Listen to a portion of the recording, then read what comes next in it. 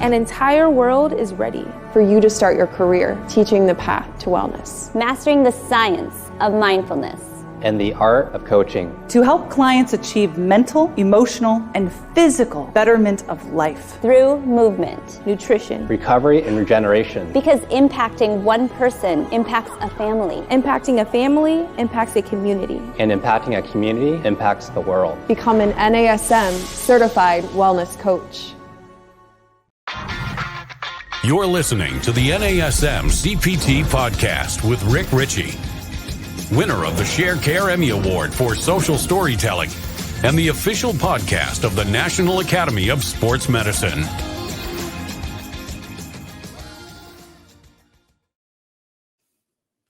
Hey, y'all. Welcome to the NASM-CPT Podcast. My name is Richey, and today we're going to talk about activations. I got an email from somebody, a DM on Instagram, and this is what it says. Do you have a podcast about activations? And I thought, man, I probably do. This has been running for a little over 2 years, but what's your question? Let me see if there's a little more I can learn about what you're asking. So this is from Erica Moore, and she says, I like to use vertical loading style, alternating between core and balance exercises, but would love some more info. Is activation something we should vary often? Should I write an activation for each muscle group and use those on their respective days? So I'm assuming if you have like a leg day, here's a leg activation circuit. And then what if she does core training? She wants to know, do I do activations on it, or can I just like work out my core? So let's start to break down this kind of concept about what's going on in activation. So thank you so much for the questions, Erica. And let's get into activations. Activations are part of the NASM corrective exercise model, where you go through and you inhibit, you lengthen, you activate, and then you integrate. So activations are part of a continuum, the NASM corrective exercise continuum. So you would go through and work on as your movement prep. All of this is movement prep. So when she asked the question about, can I do these exercises and these activations prior to specific muscle days? The answer is going to be yeah. Like, you want to make sure, if you're going to be working your legs, that if you want your glutes to engage more, because they kind of don't engage the most when we just start to jump into a workout. So doing a small activation circuit can be really helpful. But what can also be helpful is you inhibit some of the overactive muscles if you know what those are, if you've done assessments to find them, and then stretch out a little bit those overactive muscles and then run through your activations. Then you're going to get good outcomes and good feedback when you do your integrations and then start moving into your workout program. But let's talk about activations for a moment. One of the things she said she does, which is she likes to vertically load. So when we vertically load, as opposed to horizontally load. So let's talk about that. A horizontal load is, let's just say we're going to do dead bugs as an exercise. So if you horizontally loaded it, you would say, all right, do a set of dead bugs for 30 seconds and then take a break. And then do dead bugs again and then take a break. And then get your third set in and then take a break. Well, I'm with her. She says she vertically loads, so which basically means you're running it in a circuit. So you go from one exercise to the next exercise to the next exercise, as you tend to write things from top to bottom as you write these down. And so as you write them down, you vertically load it. So you just run through all of these exercises in circuit. But one of the questions I have is that why I don't really like to go from a core exercise and vertically load into a balance exercise. So I don't go core, balance, core, balance, core, balance. A big reason for that is the lack of consistency for the core and a lot of inconvenience. So if I'm doing core work on the floor on the table, and then I move somebody into a balance, it's a lot of getting up and getting back down and getting back up. And so I think what you could do is just stack your core work together and then stack in your balance work. Now, you can do that all in a circuit, vertically load it, and then repeat it. So you can go through your core exercises and then go into your balance exercises, and you can throw in some plyos at the end. You can take a break and cycle back through and do your core balance and plyos again if you want to.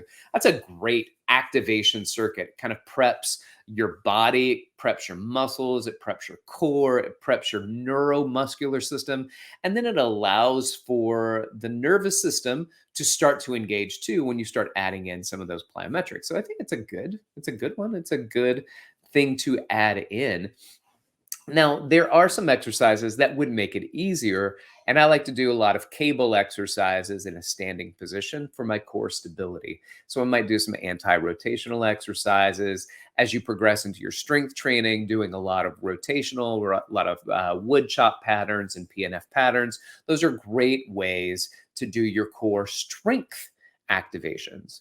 So you can go from a core strength to a balance strength exercise, core strength and balance strength. Again, you can do that. I just like to put all the core work together, and then I put the balance work together after that. That's just what I do. It's my preference.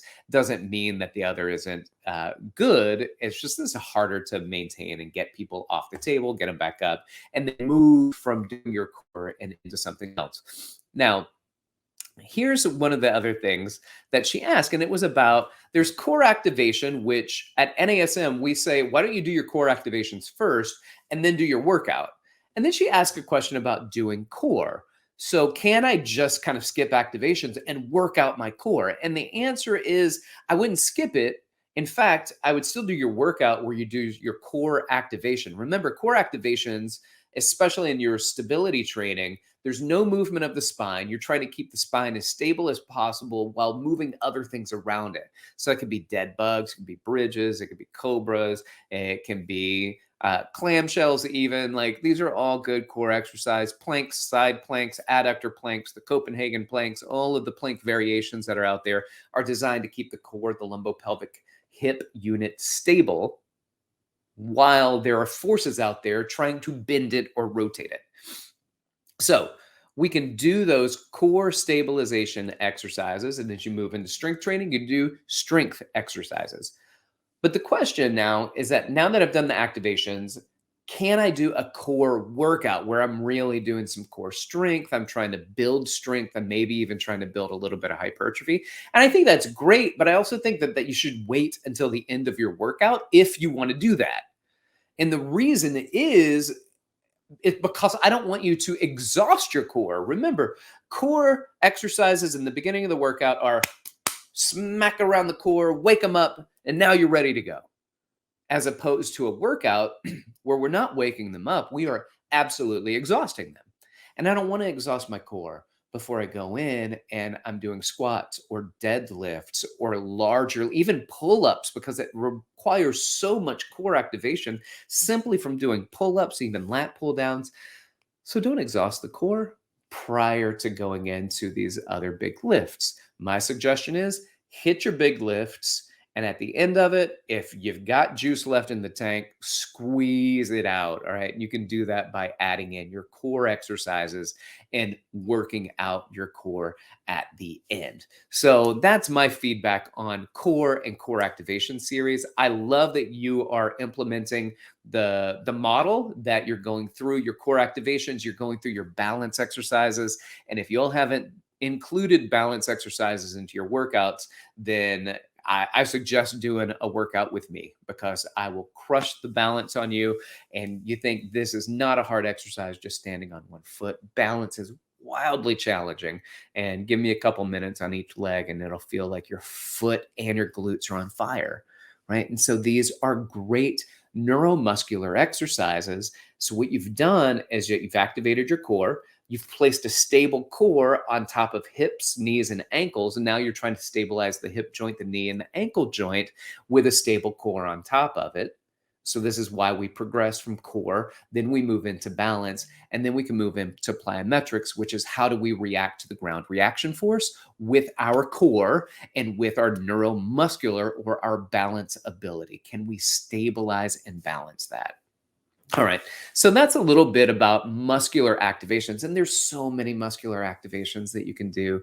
There's so many wonderful exercises, but remember, core stabilization, when you do your activations and you're in the stabilization, you are not moving your spine. So we're not doing crunches, we're not doing back extensions, we're not doing side bends, we're not doing rotational patterns. You could do rotations as mobilizations like open books. You can add those into it, but it's not a strength rotation until you get to the strength level in the OPT model. And once you get to the strength level in the OPT model, you can do your crunches, you can do resisted crunches or weighted crunches, side bends and back extensions, and you can go in and out, concentric, eccentric, and isometric, as opposed to just staying in the isometric muscle action. All right, I hope this is a little bit helpful to you, Erica, and for those of you that are listening. If you've got questions, feel free to reach out, and I might dig into my mailbag and pull out one of your questions that I can answer on the show. Also, take the time, reach out, DM me at dr.rickrichey on Instagram, or you can email me, rick.richey@nasm.org. Like, subscribe, share this with your fellow fitness friends, and let's get more people listening to it, learning about exercise science, about business, about NASM. Thanks so much. This has been the NASM CPT Podcast.